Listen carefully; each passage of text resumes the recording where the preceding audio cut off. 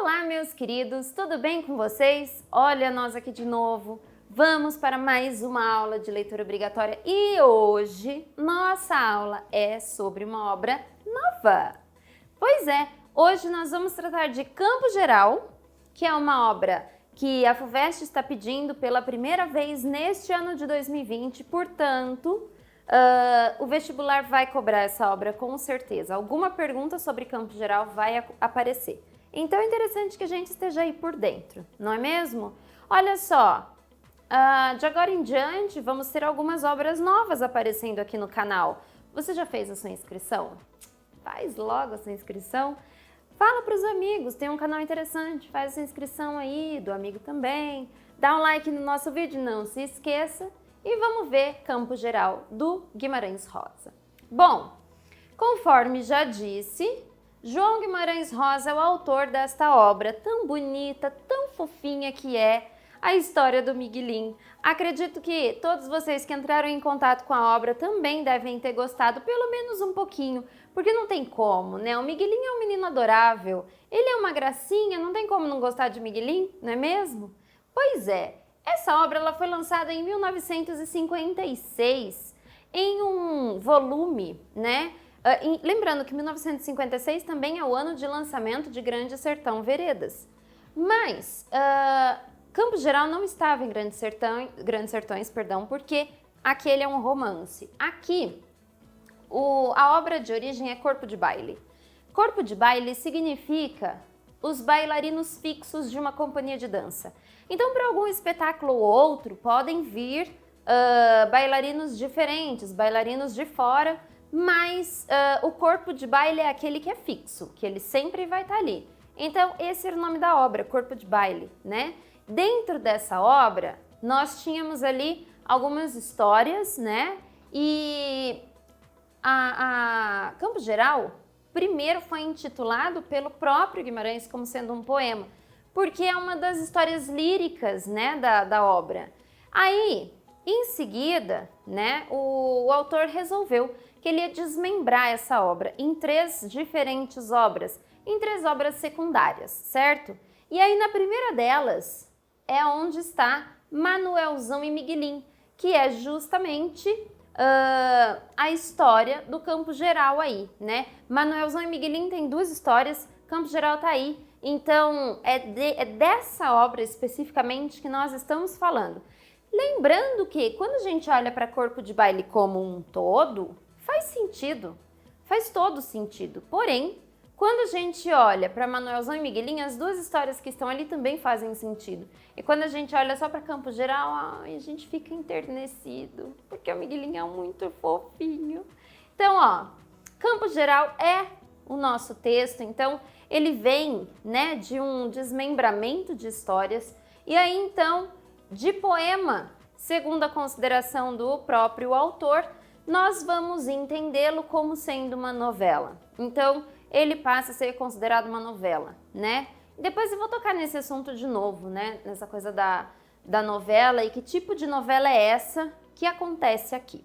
Bom, gostaria de chamar a atenção de vocês para o seguinte. A história do Miguelim, ela se passa em um lugar chamado Mutum, que é um lugar, um espaço, né, de um campo, né, muito longínquo, um lugar onde algumas pessoas vivem e que é bem afastado da cidade, enfim, né? E aí a obra começa justamente com o Miguelim e o tio Terês fazendo uma viagem para que o Miguelim seja crismado. Crismado? Primeira comunhão? Eu não me lembro mais muito bem, mas é alguma coisa assim. E aí, eles estão nessa viagem, vão, voltam, e lá onde o Miguelim foi, ele ouviu alguém perguntando, né, de onde eles eram. E aí disseram que era do Mutum. E aí esse homem diz, o Mutum é tão lindo, já estive no Mutum, realmente é um lugar muito encantador. E ele fica muito feliz, porque a mãe do Miguelim, ela odeia o Mutum.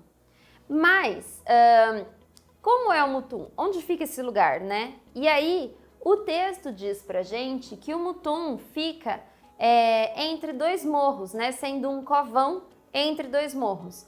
E é interessante porque o Guimarães Rosa ele se preocupa com os detalhes, né? Então, se nós percebermos o Mutum, a gente tem os dois morros, o covão que fica entre esses dois morros. Então, é um nome muito ilustrativo, né? Um nome que materializa o espaço onde acontece essa história, né? Onde se passa essa narrativa, certo? Que é um espaço bastante longe, né? Um espaço que a gente pode entender assim como os confins, né? Daquela região. Bom, pensando em personagens, né? Quem que nós temos como figuras importantes aí? Olha só, são vários personagens que aparecem nessa narrativa, mas alguns chamam a atenção, né? Em alguns deles a gente precisa ter uma atenção um pouquinho maior. Como, por exemplo, Miguelinho, nosso protagonista. Então, obviamente, ele é a figura mais importante da obra. Nha Nina é a mãe do Miguelinho. Nhô Bernardo é o pai do Miguelinho. O Dito é o irmão, um dos irmãos do Miguelinho. E é o irmão que ele ama muito, que ele gosta muito. Então, é o Dito. Tio Terês é irmão do Nhô Bernardo. Então, Terês e Bernardo são irmãos. Mas, vamos dizer assim que talvez o tio Terês, que é justamente uma figura que o Miguelinho gosta muito, talvez ele não seja assim aquela pessoa aprovável, né? Então, não sei, talvez a gente deva ficar com uma pulga atrás da orelha, talvez, né? Aí nós temos também Vó Isidra, a mãe Tina e o Dr. José Lourenço, que é um dos personagens que aparece por último na narração, tá? A Chica e a Adrelina são duas irmãs do Miguelinho e do Dito e que aparecem até que bastante na trama, né? O irmão mais velho, ele aparece em pouquíssimos momentos, né? A Chica e a Adrelina, elas aparecem um pouco mais, tá? Inclusive, o Miguelinho gostava muito da Adrelina, dizia que talvez fosse casar com ela, enfim. Tenha umas coisas assim que aos nossos olhos maldosos talvez seja um pouco complicado também, digamos assim, né? Mas enfim, o que acontece nessa obra, Campo Geral? Por que será que essa obra ela pode ser vista como uma obra importante, né, para o vestibular e enfim? Bom, primeira coisa, nós estamos falando de Guimarães Rosa, que é um dos maiores nomes da literatura brasileira, e ele tem um jeito muito especial de escrever. E ele também consegue ter sacadas muito legais na hora de selecionar os temas das suas obras. Então, a maneira como ele explica, como ele coloca, faz aquela trajetória, né, do personagem e das outras personagens que estão ali ao redor, é muito interessante. Os temas abordados são muito legais, enfim. Mas, para além disso, Campo Geral acompanha Miguelinho. Então, a gente tinha falado, né, pelo fato de ser uma novela, mas quando a gente acompanha a trajetória de um personagem, o que nós temos ali? Nós temos justamente aquele momento importante da vida do personagem em que ele vai adquirindo consciência, em que ele vai formando o seu caráter.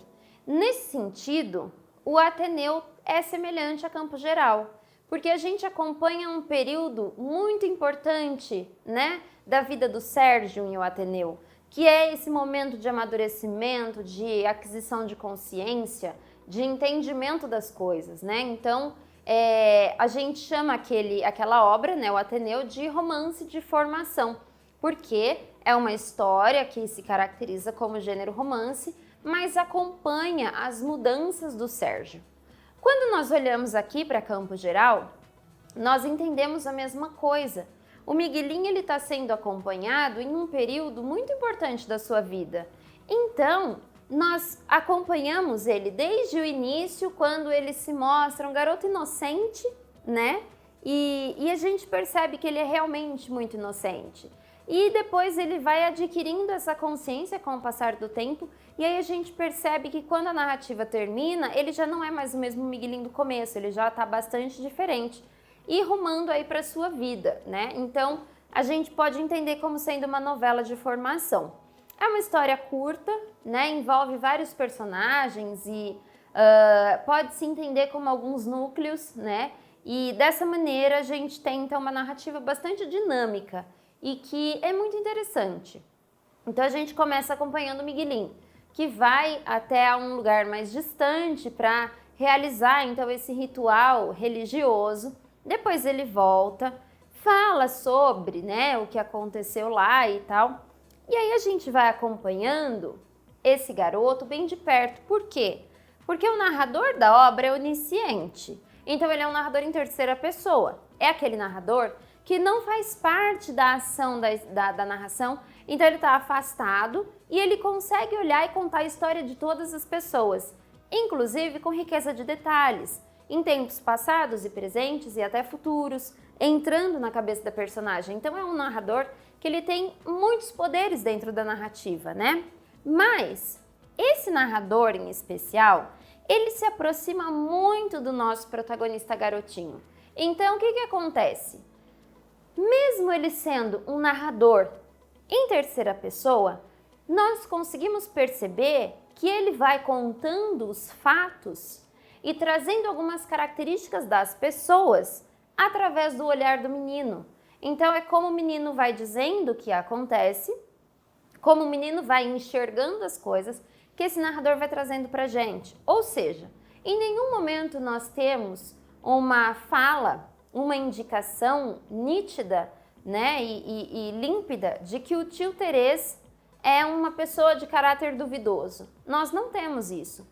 Mas, pelo que o Miguelín vai expressando, né, através desse narrador, nós percebemos que a visão do menino capta algumas coisas que são suspeitas, mas não para o olhar dele, mas para o nosso de leitor. Então, talvez vocês já tenham assistido ao filme ou lido a obra literária mesmo, do Menino do Pijama Listrado. Ali nós temos uma obra cujo foco narrativo é a criança. E ali sim o menino conta a história. Mas aqui, como não é o menino que conta a história, a gente fica meio, será que é assim? Mas o narrador ele se aproxima muito. Então, em ambas as obras, a gente consegue perceber que a visão da criança capta sim acontecimentos importantes da vida adulta, mas ele ainda não é capaz de filtrar esses acontecimentos, de interpretá-los à luz da consciência. Então, o Miguelín vai pegando alguns acontecimentos que envolvem o tio Terês, que envolvem a Nhanina, mas ele não consegue entender exatamente o que está acontecendo. Nós vamos compreendendo aos poucos, mas ele ainda não. Então, com o passar do tempo, né, ele vai estabelecendo ali as relações familiares para a gente tomar conhecimento e tal. E aí, nós temos umas situações muito interessantes que são próprias da obra do Guimarães mesmo, que envolvem algumas questões que são, não seriam nem lúdicas, mas um tanto maravilhosas, no sentido de ser algo quase sobrenatural. Então, o irmão do Miguelín estava brincando e de repente a coruja falou o nome dele. E isso é um mau presságio, é um mau agouro, é uma premonição ruim. E aí depois disso o dito acabou cortando o pé e ficou muito doente. Ele ficou acamado com o pé cortado, foi adoecendo, adoecendo, adoecendo, até que Dito morreu. Então nós tivemos esse momento em que Dito passa por esse período, né, de adoecimento e de sofrimento e acaba morrendo. Esse trecho ele não é muito longo, ele não dura tanto, mas é algo muito, muito importante na vida do Miguelín. Por quê? Antes do irmão morrer, nós percebemos que assim, o melhor amigo do Miguelín é o Dito. E que aos olhos das outras pessoas, às vezes, o Dito, ele parece uma criança adulta. Como assim? Se eu não me engano, Rosa, que era uma mulher que trabalhava na casa, dizia que o Dito era criança com alma de velho. E que crianças assim não duram muito. E que ele tinha uma sabedoria que era incomum para alguém da idade dele. Então, é como se o dito fosse, sabe o grilinho falante do Miguelin? Então, é como se o dito fosse essa pessoa que traz um pouco a consciência para o Miguelin, mas mesmo assim é algo externo ao menino, né? Então, o dito ele tem essa formação muito interessante dentro da obra. E ele acaba morrendo muito cedo, né? Ainda é uma criança e provavelmente o dito morreu de tétano, né? Ele acabou cortando o pé com um caco que estava lá e foi adoecendo e talvez entende-se ali que ele tenha morrido de tétano. O caso é, a morte do dito trouxe um sofrimento muito grande para o Miguelin. Então foi como se ele caísse no mundo real, de repente. E aí, ele acaba adquirindo ali, né? Ele assume, na verdade, uma postura diferente da que ele tinha. Então, inicialmente, ele é um garoto muito lúdico e tal. Aí, depois da morte do irmão, ele sofre muito e acaba assumindo uma postura um pouco mais realista, um pouco mais direta. Lembrando que o Miguelin e o pai têm uma relação muito difícil. O Miguelin e a mãe têm uma relação extremamente amorosa, mas com o pai é muito difícil. E aí, depois da morte do dito, ele passa a ajudar esse pai, ele passa a atuar muito mais dentro da família. Até o momento em que ele percebe que o irmão mais velho dele está maltratando um garoto que é muito, muito, muito humilde, que nunca fez nada de ruim ou de errado para ninguém. E aí o Miguelin entende aquela situação, ele entende quem é a parte errada da história e quem é a parte certa da história, e no ímpeto de corrigir o que estava acontecendo, ele bate no irmão dele. E o pai fica muito bravo e também bate muito no Miguelin. E aí ele fica muito, muito raivoso. E isso é uma reação muito interessante, porque se espera do Miguelin, talvez ele fique triste, chateado, mas não, ele já mudou de estágio, né? O Miguelin, depois da morte do irmão, já é um garoto que está em processo de amadurecimento, certo? E aí ele fica com raiva do pai, ele fica com raiva de tudo aquilo que aconteceu. Não muito tempo depois, o Miguelin começa a ficar doente, então ele adoece, fica de cama e entre momentos de lucidez e momentos de sono profundo, né, e de estar muito mal, ele vai descobrindo algumas coisas. Então, ele descobre, por exemplo, que apareceu um rapaz, né, ali para as bandas do Mutum, e aí o pai não gostava daquele rapaz, e aí o pai acabou matando o rapaz e depois cometeu suicídio na sequência. Então esse é um acontecimento muito grande, né, muito significante para essa trajetória do garoto, de maneira que isso impacta muito ele, né? Perdeu o pai numa situação bastante trágica, inclusive. Então ele vai oscilando assim, ele vai descobrindo algumas coisas. Em outro momento ele descobre que o tio Terês está de volta, porque houve um momento em que as pessoas ali da família entraram em um conflito muito grande, justamente pela presença do tio Terês em torno da Nhá Nina, que é a mãe do Miguelin. E aí os irmãos brigaram e aí o tio Terês teve que se afastar. O Miguelin nunca entendeu muito bem isso, até que um dia o tio Terês pediu para que o Miguelin entregasse uma carta para a mãe dele. E aí o Miguelin ficou pensando, aí ele foi falar com o tio e aos prantos ele disse que ele não entregaria a carta porque ele achou que não estava certo. Aí o tio Terês fala que tudo bem, não tem problema algum e fica por isso mesmo, né? Mas é o processo de aquisição de consciência do menino, né? E aí o pai morre, ele percebe que o tio volta ali para as redondezas, a avó Isidra dele não concorda com isso e vai embora. Então, várias coisas vão acontecendo de modo que o Miguelin se restabelece e ele percebe, né, ele entende que com a morte do pai, o tio Terês casou-se com a mãe e passou a viver por ali. A avó Isidra não volta, né, foi embora. Então, algumas coisas se rearranjaram. E nesse período é que chega no Mutum o doutor José Lourenço, né? Ele chega e aí é quando a gente vai perceber que o Miguelin está maduro, né? é quando chega esse homem, e é muito interessante porque o narrador ele continua do lado do Miguelinho. É uma voz que acompanha o menino, está do lado do menino o tempo todo. E ali naquele momento, né, que chega esse doutor, o Miguelinho tá conversando com ele e tal, e aí o Miguelinho fica assim.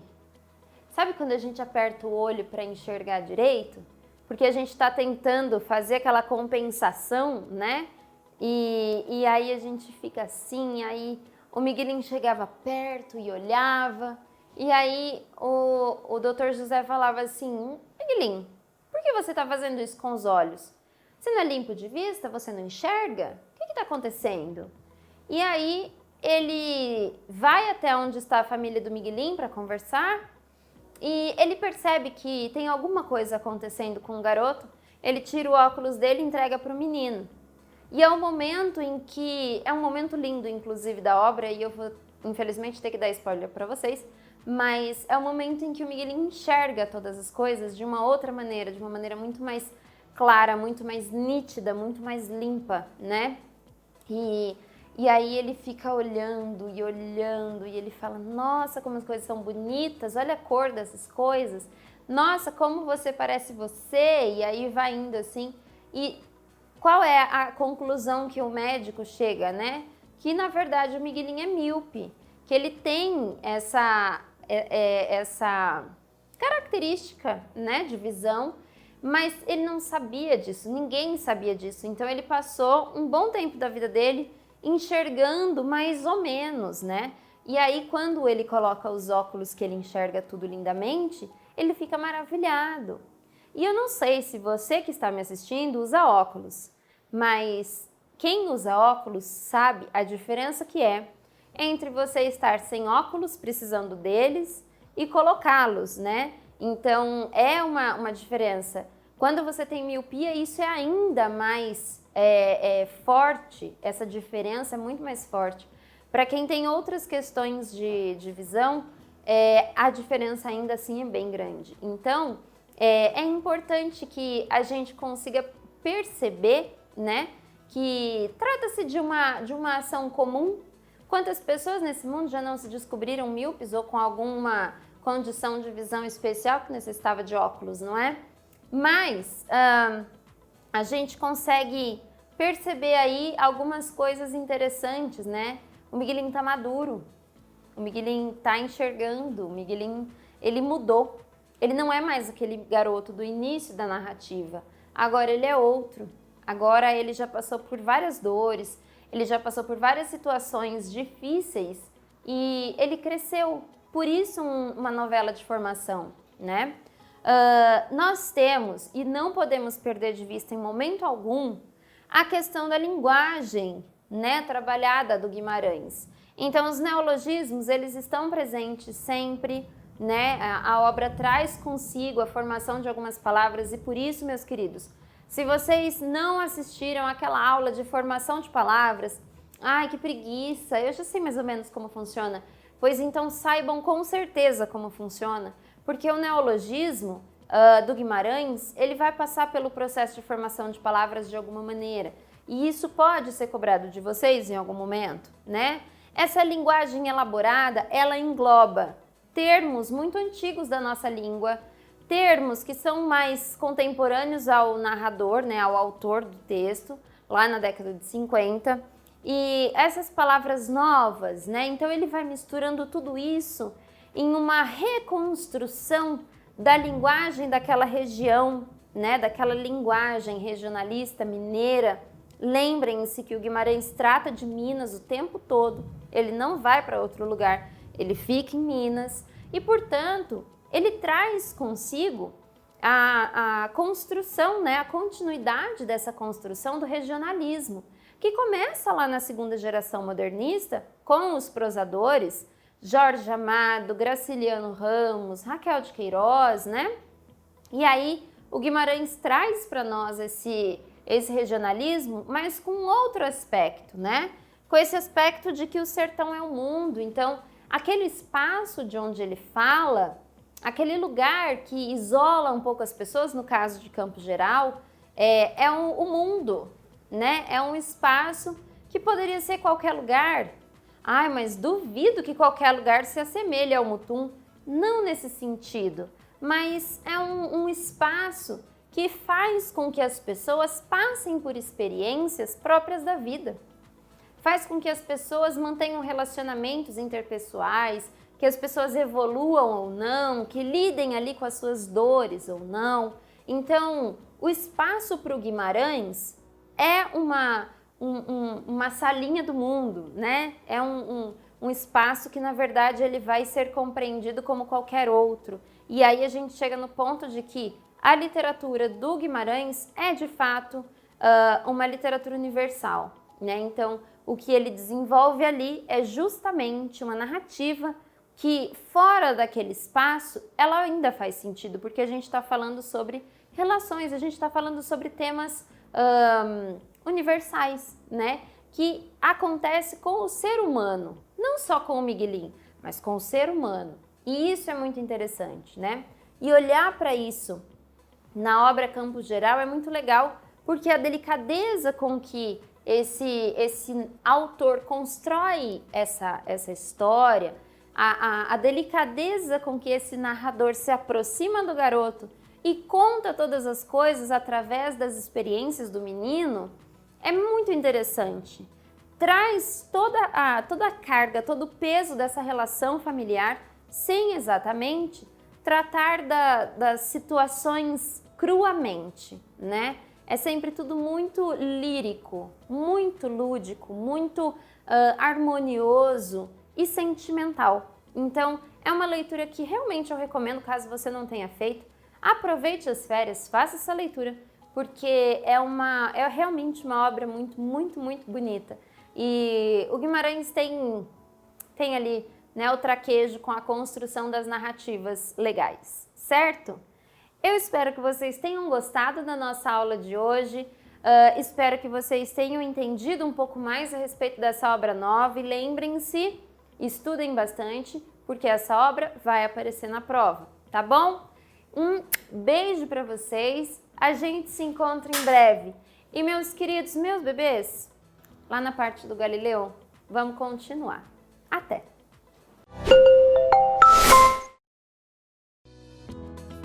Quer receber mais conteúdo como esse? Se inscreva no nosso canal e ative o sininho.